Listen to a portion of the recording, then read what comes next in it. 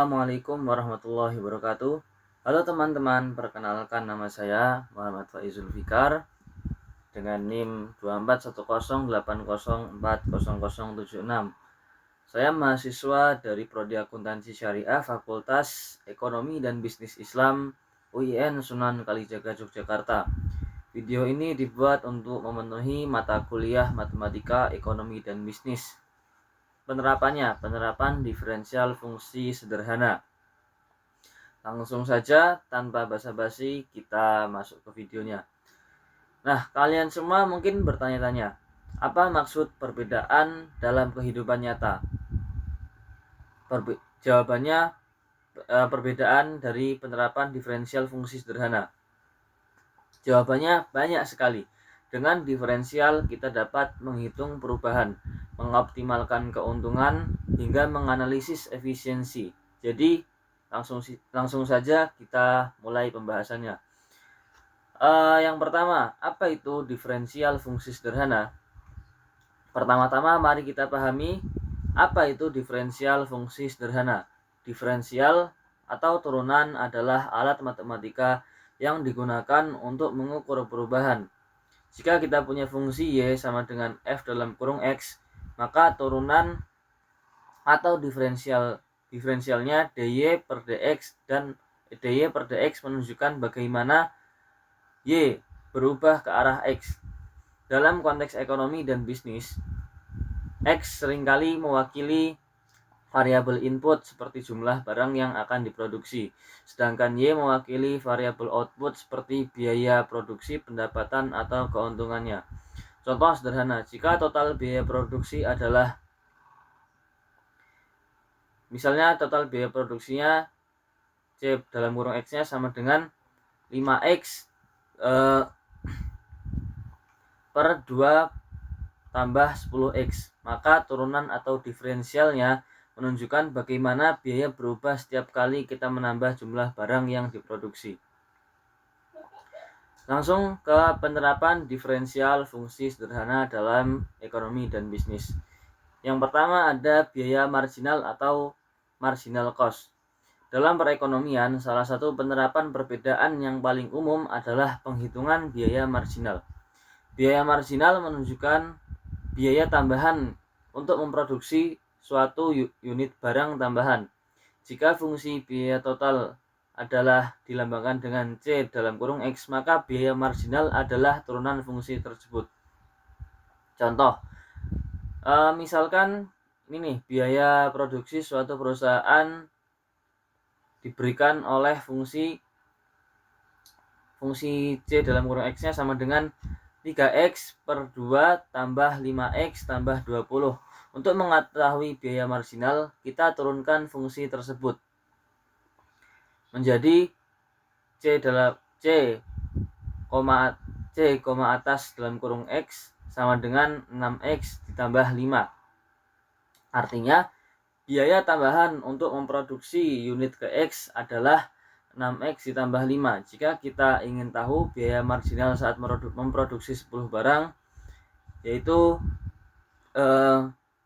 C atas dalam kurung 10 sama dengan 6 dalam kurung 10 ditambah 5 sama dengan 60 ditambah 5, hasilnya 65. Jadi biaya marginal untuk unit ke-10 adalah 65 satuan biaya. Yang kedua yaitu penerapannya pendapatan marginal. Selain biaya marginal, diferensial juga digunakan untuk menghitung pendapatan marginal. Pendapatan marginal menunjukkan tambahan pendapatan yang diperoleh dari penjualan satu unit barang tambahan. Jika fungsi pendapatan total adalah R dalam kurung X, maka pendapatan marginalnya adalah R, atas dalam kurung X. Contohnya, misalkan fungsi pendapatan total adalah pendapatan total tadi yang dilambangkan oleh R dalam kurung X sama 5 adalah 50X dikurangi 2X per 2. Turunan fungsi dari fungsi di atas ini adalah R, yaitu 50 dikurangi 4. Artinya pendapatan tambahan dari unit ke X adalah 50 dikurangi 4X. Jika kita ingin mengetahui pendapatan marginal saat menjual 5 unit barang, yaitu R atas dalam kurung 6 sama dengan 50 dikurangi 4 dalam kurung 5 sama dengan 50 dikurangi 20 dan hasilnya 30. Jadi pendapatan marginal untuk unit ke-5 adalah 30 satuan pendapatan. Lanjut ke analisis keuntungan maksimum. Diferensial juga digunakan untuk memaksimalkan keuntungan. Keuntungan sendiri diperoleh dari selisih antara pendapatan total dan total biaya.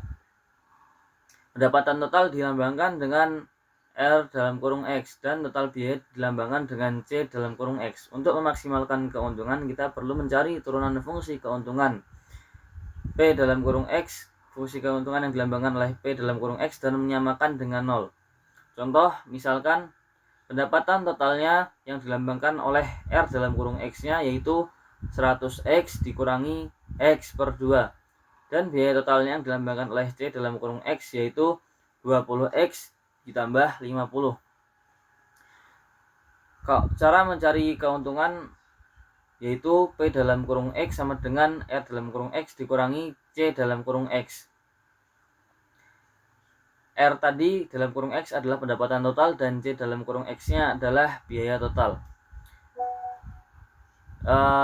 Yaitu rumusnya sama dengan 100X dikurangi X per 2 dikurangi dalam kurung 20X ditambah 50 tutup kurung sama dengan 80X dikurangi X per 2 sama dengan 50. Turunan fungsi keuntungan adalah turunan dari fungsi keuntungan tadi adalah yang dilambangkan oleh P, atas X dalam kurung sama dengan 80 dikurangi 2X. Setelah disamakan dengan 0, seperti yang sudah saya bilang di atas tadi, 80 dikurangi 2X sama dengan 0, 2X. Lalu 2X tadi dipindah ke 80, pindah ruas, 2X per 80, X sama dengan 40. Artinya keuntungan maksimal tercapai saat memproduksi 40 unit barang. Dengan cara ini, perusahaan dapat mengambil keputusan yang optimal. Dalam penerapannya juga ada yang kita sebut sebagai elastisitas permintaan. Elastisitas permintaan sendiri yaitu barang yang permintaannya elastik mengisyaratkan bahwa jika harga barang tersebut berubah sebesar persentase tertentu, maka permintaan terhadapnya akan berubah secara berlawan arah dengan persentase yang lebih besar daripada persentase perubahan harganya. Permintaan akan suatu barang dikatakan bersifat elastik apabila ND-nya lebih dari 1. ND-nya lebih dari 1. Permintaan akan suatu barang dikatakan bersifat elastik uniter jika ND-nya sama dengan 1. Dan permintaan akan suatu barang dikatakan bersifat inelastik jika ND-nya kurang dari 1. Nah, ada juga yang kita sebut sebagai selain elastisitas permintaan, ada juga elastisitas penawaran.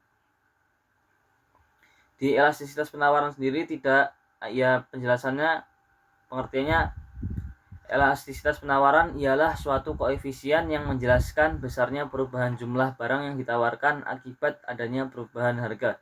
Jika fungsi penawaran dinyatakan dengan QD sama dengan F dalam kurung P, maka ralat QS sama dengan F dalam kurung P, maka elastisitas penawarannya yaitu seperti ini yang saya tunjuk di atas ini. Nah, elastisitas penawaran yaitu barang yang penawarannya inelastik mengisyaratkan bahwa jika harga barang tersebut berubah sebesar persentase tertentu, maka penawarannya berubah dengan persentase yang lebih kecil daripada persentase perubahan harganya.